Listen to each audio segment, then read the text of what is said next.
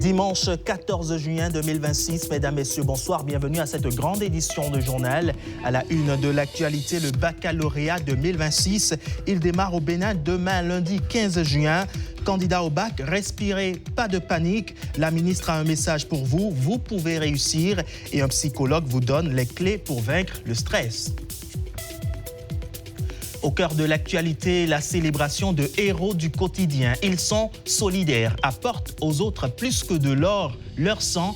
Honneur et rencontre avec les donneurs de sang. À Lokossa, ils sont célébrés ce 14 juin, c'est leur journée. Et en interactualité, le président du Somaliland en visite d'État en Israël, c'est sa première visite. Pendant ce temps en France, un impressionnant squelette d'un reptile marin préhistorique de 9 mètres de long sera mis aux enchères le 21 juin prochain. Et puis en Suisse, des milliers de personnes ont manifesté à Genève à la veille de l'ouverture du sommet du G7 prévu à Évian en France. Démarrons tout de suite avec le baccalauréat session de juin 2026. Le lancement est dans quelques heures sur toute l'étendue du territoire national.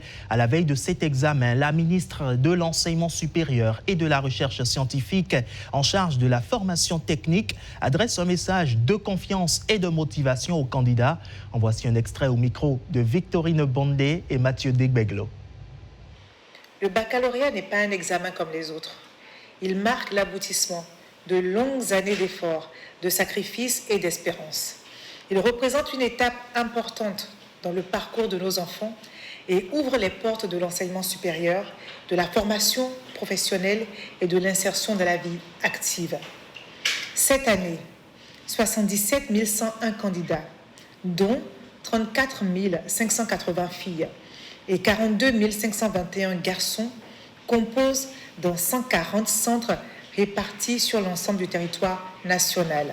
Derrière ces chiffres, il y a des pères, des mères, il y a des enseignants, il y a des responsables administratifs qui ont travaillé sans relâche pour garantir une organisation rigoureuse et crédible de cet examen national. Je voudrais saluer chacun de ces acteurs.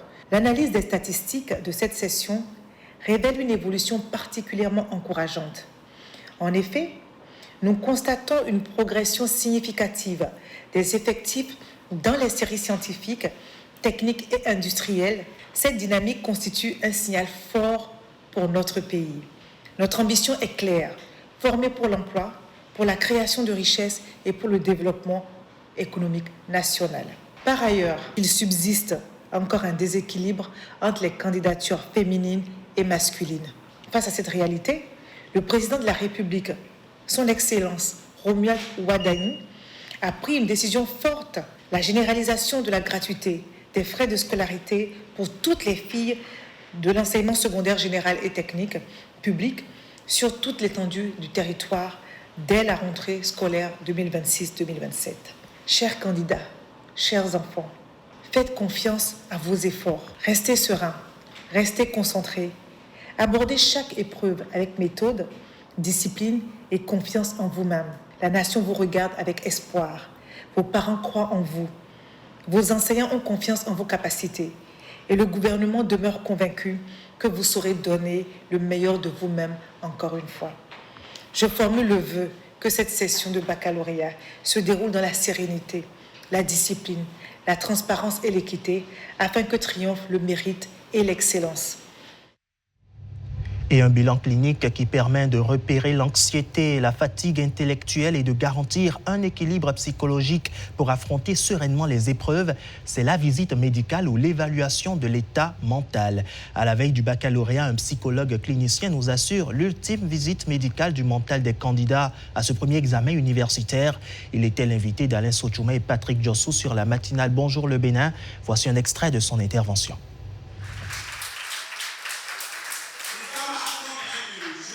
L'heure de la victoire et de la vérité a sonné pour les candidats au baccalauréat 2026 qui proclament déjà leur réussite. Je sais que j'aurai mon bac avec la mention bien. J'ai choisi réussir et je réussirai. C'est la manifestation de la dopamine, cette molécule qui booste, nous proclame le psychologue, qui nous parle d'une trilogie de facteurs dont le premier clame plutôt un cœur calme. Un cœur calme qui, ici, renvoie à la confiance en soi. Il faut se faire confiance à tout ce qu'on a appris, tout ce dont on est sûr, peu importe la quantité de ce dont on est sûr, le peu dont on est sûr, il faut vraiment faire confiance à cela. Et ça, c'est vraiment avoir le cœur calme. Parce que quand le cœur est calme, c'est-à-dire que le cerveau est calme. Parce que c'est le cerveau qui commande le cœur. Si la dopamine suggère d'y aller, l'adrénaline insiste sur l'urgence d'y aller, déclare le clinicien qui déclame comme deuxième facteur un crayon fort. Un crayon fort, c'est ce que je mets dans la concentration. La concentration, depuis la maison, en passant par l'école, la composition, jusqu'à la maison.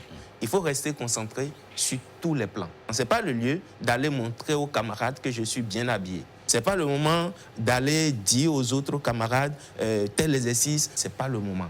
On reste concentré vraiment.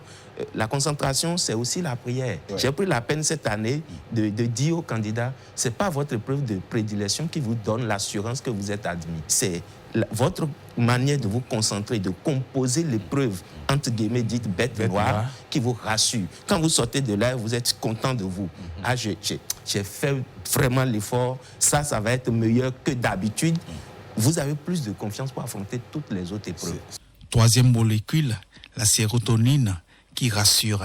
C'est le troisième facteur. La complicité des parents, la collaboration, la communication des parents. Ce n'est pas parce qu'il va au bac que vous n'allez pas vérifier avec lui si son kit de bac est prêt. Ce n'est pas parce qu'il va au bac que vous n'allez pas veiller. Est-ce qu'il dort trop? Non, il faut demander à votre candidat est-ce que tu es prêt? Et surveiller avec lui le fait de lâcher prise sur les cahiers, sur les révisions. Arrêtez le répétiteur s'il faut, mais permettez à votre enfant de respirer, de manger bien, de dormir tôt. Les futurs bacheliers savent que l'heure n'est plus au bachotage, à la révision intense et intensive de dernière minute, mais à un cœur calme, un crayon fort et un bon accompagnement parental pour que brille de succès le bac 2026. Et dans un tout autre registre à présent, ces donneurs de sang pour sauver des vies qui font de la solidarité un engagement au quotidien. À l'OCOSA, les donneurs bénévoles de sang ainsi que les acteurs impliqués dans la promotion du don du précieux liquide ont été honorés pour leur contribution à la disponibilité des produits sanguins au Bénin. C'est à l'occasion de la journée des donneurs célébrée ce 14 juin. Kodos Abdoulaye et Igor Ayosso nous en parlent dans ce reportage. Leur action fait écho dans tout le Bénin. À l'OCOSA, des donneurs volontaires et bénévoles de sang ont investi les principales artères de la ville pour afficher leur fierté de contribuer à sauver des vies. Investir dans le don de sang, c'est investir dans un avenir où chaque enfant peut grandir en sécurité et chaque vie peut être sauvée. Par leur engagement régulier, ils participent à relever le défi croissant de la disponibilité en produits sanguins dans le pays. Au cours de l'année 2025, vous avez permis à l'ANTS de collecter 118 027 poches de sang pour un taux de 97,28% de satisfaction de demande en produits sanguins labiles sur l'ensemble du territoire national. Au-delà de ce satisfait-ci, l'Agence nationale pour la transfusion sanguine a récompensé les meilleurs donneurs dans plusieurs catégories. Josiane Mitton porte le flambeau chez les femmes avec 60 dons de sang à son actif. Chez les hommes, Augustin Obreja se démarque avec 122 dons. Des entreprises de collecte de sang, des acteurs de la mobilisation des donneurs ainsi que des praticiens ont également été distingués pour leur engagement en faveur de la transfusion sanguine. Une reconnaissance qui ne fait que renforcer leur détermination. Donneurs, partenaires et professionnels de santé entendent maintenir leur engagement en faveur du don de sang afin de contribuer à sauver des vies et à garantir la disponibilité des produits sanguins au Bénin. Et on poursuit avec ces hommages à ces hommes et femmes qui œuvrent souvent loin des projecteurs, mais dont l'engagement est indispensable à la chaîne de solidarité autour du don de sang. En ce 14 juin, journée mondiale du donneur de sang, Génie Alafouda Monsi Agboka et Mathieu Degbeglo ont suivi 2 bénévoles lors d'une séance de campagne de collecte du précieux liquide. Reportage. Certains les surnomment les héros de l'ombre. Entre leur profession ordinaire et leur quotidien, ils sont également bénévoles dans des associations de collecte de sang. Ce mercredi matin, nous rencontrons Prunelle Anato et Michel Déoumont. Tous deux bénévoles à 1000%, une association qui fait la promotion de la santé à travers le don de sang. Nous venons en appui à l'Agence nationale pour la transfusion sanguine pour des campagnes de don de sang. Nous recrutons, nous sensibilisons, nous accompagnons les donneurs pendant leur don de sang et nous mettons aussi en place des stratégies pour fidéliser les donneurs, que ce soit sur des sites, en entreprise ou pour des campagnes grand public. Donc nous travaillons sur plusieurs sites au sud, au centre et au nord pour collecter un maximum de poches possibles. Depuis le début de ce mois, les deux bénévoles et les autres membres de leur organisation se sont lancés dans une campagne de don de sang. Une campagne au cours de laquelle ils informent et sensibilisent le plus de gens à poser l'acte qui sauve des vies. Celui qui donne le sang, il gagne déjà à sauver une vie. Parce que le fait de donner le sang est un acte salvateur. Celui qui donne son sang participe en fait à régénérer les cellules sanguines. Et également, celui qui donne le sang régulièrement peut se faire établir une carte de donneur de sang qui lui permettra d'avoir certains avantages. Le circuit de l'Agence nationale pour la transfusion sanguine est complètement et parfaitement sécurisé en matière de don de sang. C'est vrai, il y a des histoires qu'on utilise le sang pour faire autre, mais tout ce qui est fait au niveau de l'ANTS est complètement sécurisé, pris en charge par l'État. L'objectif est de collecter 500 poches de sang, mais si nous arrivons à dépasser l'objectif, ce serait encore l'idéal. Toute personne en bonne santé, âgée de 18 ans et plus, avec un poids égal ou supérieur à 50 kg, peut être un donneur de sang. Donner son sang est un geste vital, car une seule poche prélevée peut sauver 3 vies. Et face aux urgences vitales comme celles qui nécessitent une transfusion sanguine, chaque minute compte. Le Bénin en a désormais pleinement conscience. Tenez, la nouvelle mesure gouvernementale de gratuité des soins pour certaines catégories de patients est désormais réalité. À l'hôpital de la mère et de l'enfant et au CNHU Hubert Koutoukou-Maga, vous le verrez, les équipes soignantes ont déjà intégré les nouvelles dispositions et les médicaments nécessaires sont disponibles pour une prise en charge sans délai. Constat avec Koudous Abdoulaye et Gildas Vito. L'inquiétude a vite viré au soulagement pour cette patiente admise à l'hôpital de la mère et de l'enfant. Ils m'ont pris en charge, ils n'ont même pas demandé un franc avant de commencer par me soigner. Face à l'urgence, les soins ont été administrés sans attendre le paiement préalable, une prise en charge rendue possible par la nouvelle mesure gouvernementale. Ils ont mis tout en pratique ici. Et je dis merci au gouvernement aussi. En venant, je me posais assez de questions, mais bizarrement, ils n'ont pas cherché à savoir si vous avez payé, est-ce que vous allez payer quoi, mais en même temps, les soins ont commencé. Aux urgences mères, notamment de l'OMEL, les nouvelles dispositions sont déjà effectives. Avant, quand les patientes venaient, il fallait donc envoyer les parents aller prendre le dossier médical, par exemple au niveau de la caisse, avant de les examiner. Nous avons supprimé ce dispositif.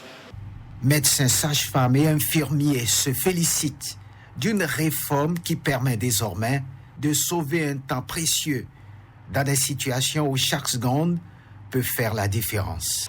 Maintenant que les produits sont à notre portée, nous traitons les femmes sans stress. À l'aide des fiches de stock, nous évaluons le niveau des stocks.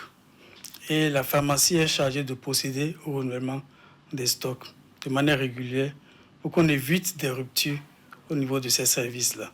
Même réalité au Centre national hospitalier universitaire Hubert Koutoukou-Maga. Aux urgences, les produits pharmaceutiques nécessaires sont disponibles et les praticiens confirment l'entrée en vigueur effective de la mesure. Les premiers ordonnances ne sont plus adressées aux parents. Nous, on fait le nécessaire s'il a besoin d'un certain nombre de produits, d'un certain nombre de matériel pour le stabiliser, on le fait. On ne traîne pas. Nous avons mis une procédure en place. Rapidement, on va chercher les produits. À partir du moment où on est un aide-soignant, un personnel qui détient le bon blanc, arriver là-bas, ça devient plus fluide. La clinique universitaire gynécologie obstétrique n'est pas en reste. Dans cette armoire de pharmaceutique d'urgence, vous avez tous les solutés qui nous permettent d'assurer une bonne prise en charge. De l'OMEL au CNHU-HKM, un même mot d'ordre, agir vite pour sauver des vies. Le souhait de nous en tant que praticiens, c'est de soigner les patients sans attendre.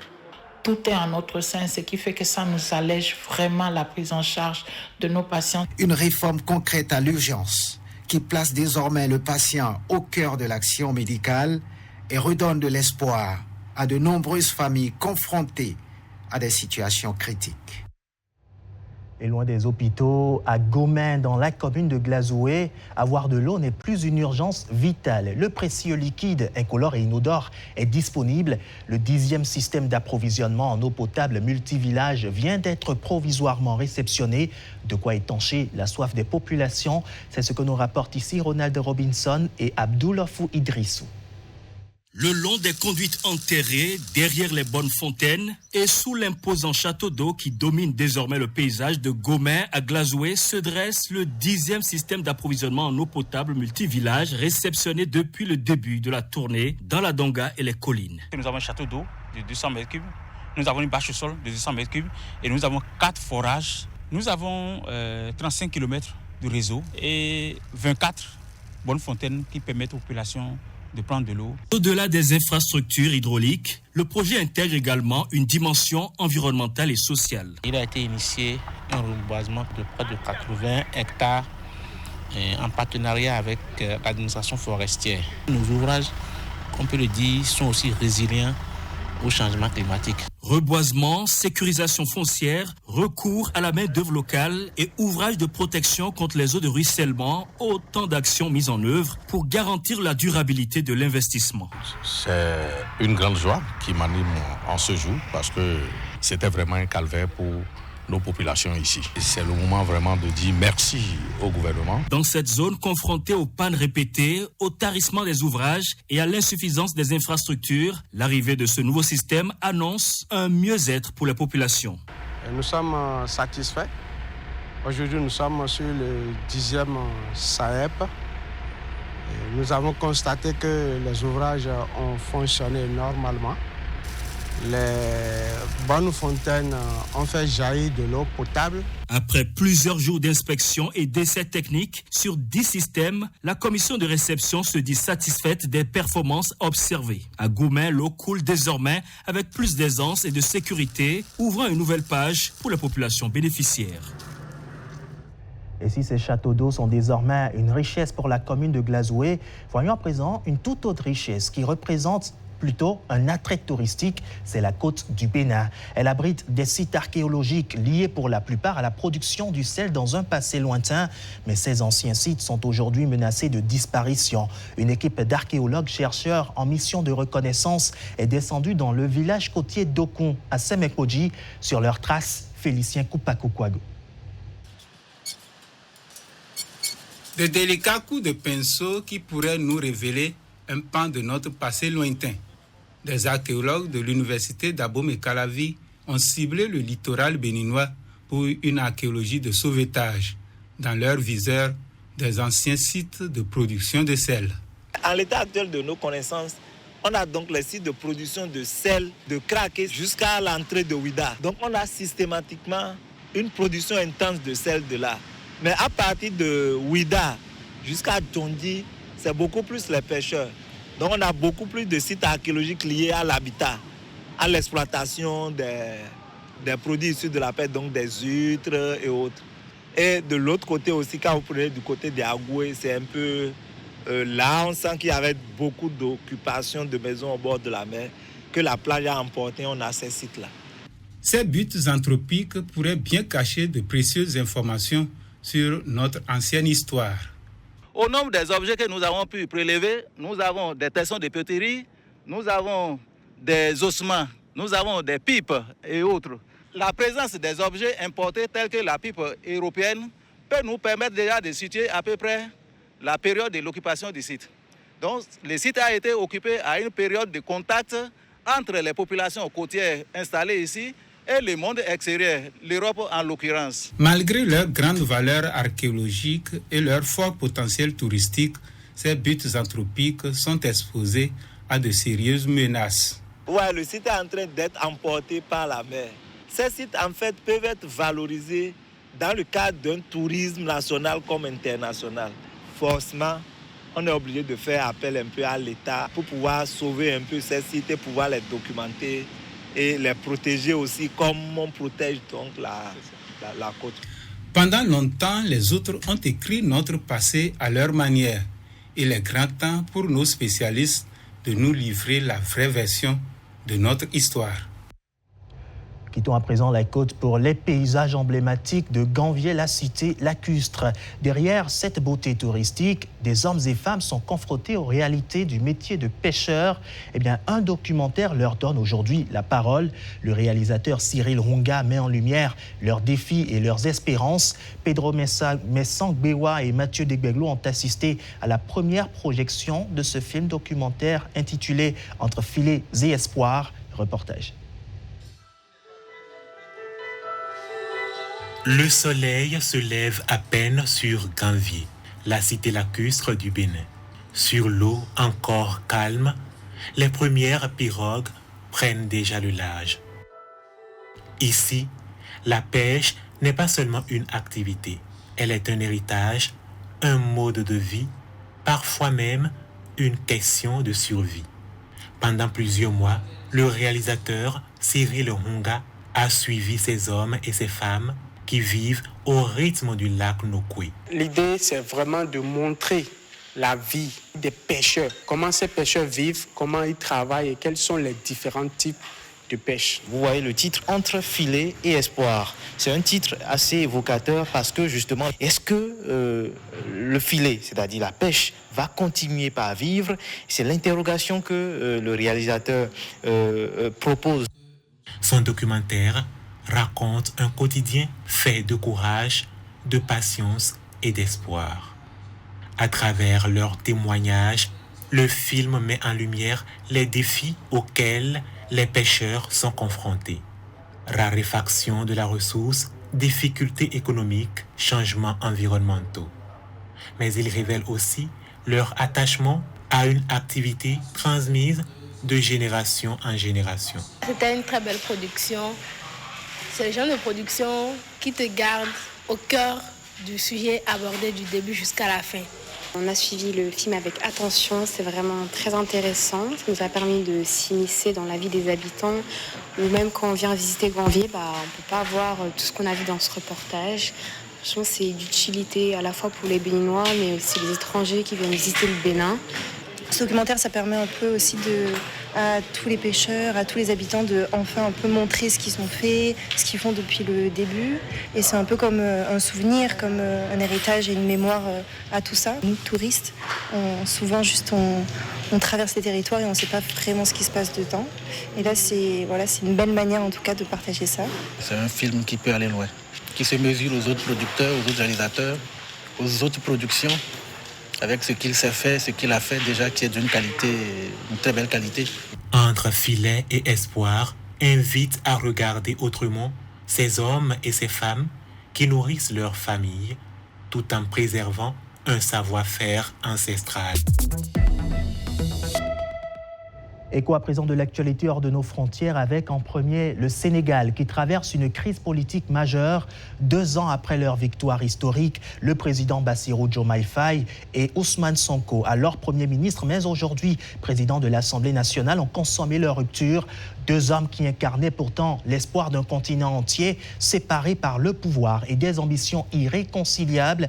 L'espoir est-il définitivement brisé? Quelle leçon pour le Sénégal et toute la sous-région? Ce soir, Marcela Rossi revient sur le naufrage d'une promesse avec des analystes politiques et économiques. Regardons.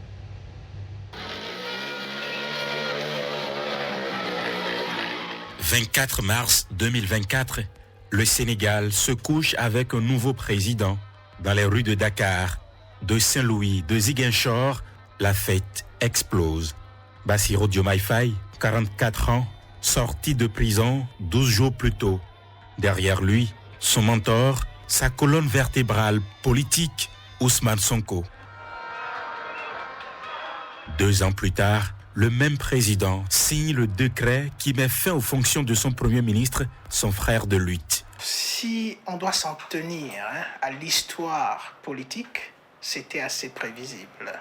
Mais si on doit rester fidèle à la dynamique symbolique qu'on a vue entre Sonko et Diomaye, on est en droit de se poser des questions. Lorsque vous êtes dans un gouvernement, quand vous n'êtes pas d'accord, vous ne portez pas des critiques sur le gouvernement, sur la place publique.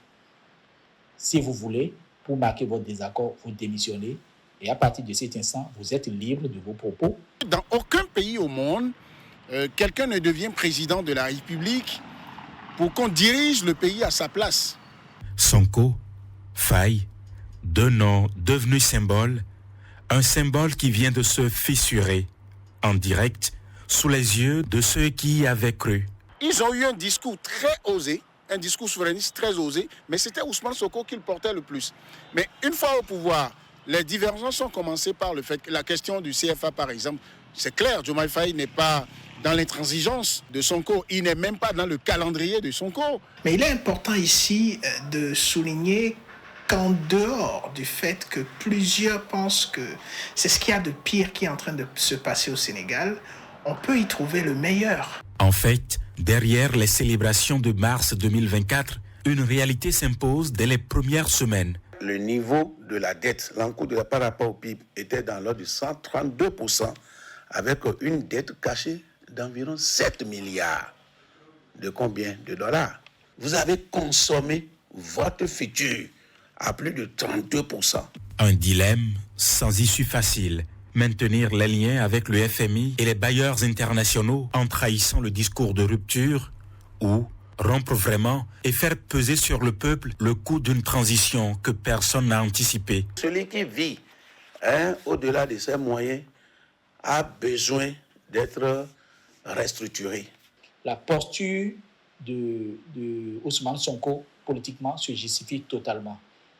Mais en parlant de la méthode, on peut trouver à redire. Il a beau être Premier ministre, il a beau être chef du gouvernement, le président de la République n'est pas en dessous de la primature. Il y a un PASTEF qui va continuer de mûrir, mais il y a aussi d'autres partis politiques, peut-être, qui vont se créer pour soutenir pleinement Diomaye Faye. Faye et Sonko voulaient libérer le Sénégal, mais ils se séparent sans l'avoir accompli. Le Sénégal, lui, va continuer, comme toujours, avec ses blessures, ses espoirs fracassés et cette capacité étrange à croire encore, malgré tout. Et loin du Sénégal, que retenir du reste de l'actualité à l'international? Suivant ce récit de Jennifer Sachivi.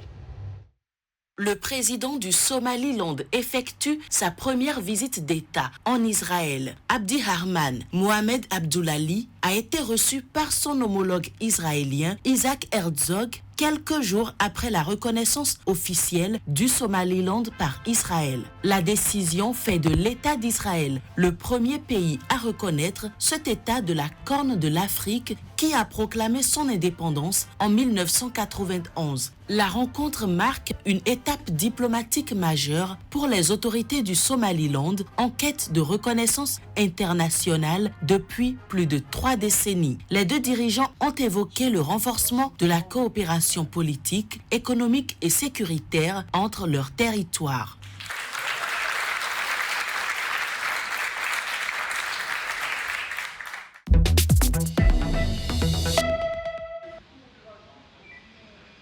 Un impressionnant squelette d'élasmosaure, un reptile marin préhistorique de 9 mètres de long, sera mis aux enchères le 21 juin prochain. Estimé à près de 200 000 €, ce fossile marin préhistorique provient d'un gisement phosphaté au Maroc. Cette vente devrait attirer aussi bien les collectionneurs que les passionnés de paléontologie.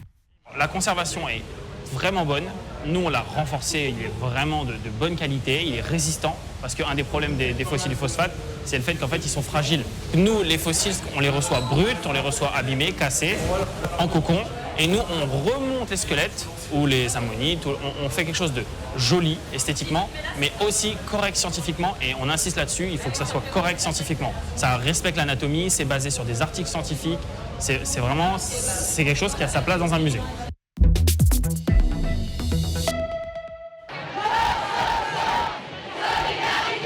Des milliers de personnes ont manifesté à Genève, en Suisse, à la veille de l'ouverture du sommet du G7 prévu à Évian, en France. Réunis sur les rives du lac Léman, les protestataires ont répondu à l'appel de la coalition No G7 qui regroupe plus de 60 associations, syndicats et organisations de gauche. Les manifestants dénoncent notamment les politiques économiques des grandes puissances ainsi que les conflits internationaux en cours. Cette mobilisation intervient alors que les tensions géopolitiques demeurent vives sur la scène mondiale. Le sommet du G7 réunit pendant 3 jours les dirigeants des principales puissances industrialisées pour échanger sur les grands défis économiques, sécuritaires et diplomatiques du moment. Retrouvez à la suite de ce journal, comme chaque dimanche, un film africain du Made in Benin pour vous ce soir, avec le film documentaire béninois Return, suivi à 21h40 d'un documentaire sur le fil. À 22h05, Bénin TV vous propose un nouvel épisode de votre série MTV Shuga. Et à 22h30, le magazine Foi chrétienne vous emmène dans les méandres de la Bible. À partir de 23h, retrouvez Herman Rodrigue-Amégan et ses panélistes pour du football, avec le plateau reporter de la Coupe du Monde 2026, suivi à 0h du match Côte d'Ivoire-Équateur. Cette édition, elle, s'achève ici. Merci de nous avoir suivis. Excellente fin de soirée en compagnie de nos programmes. Bonne composition par anticipation aux différents candidats au baccalauréat 2026. Bonsoir chez vous.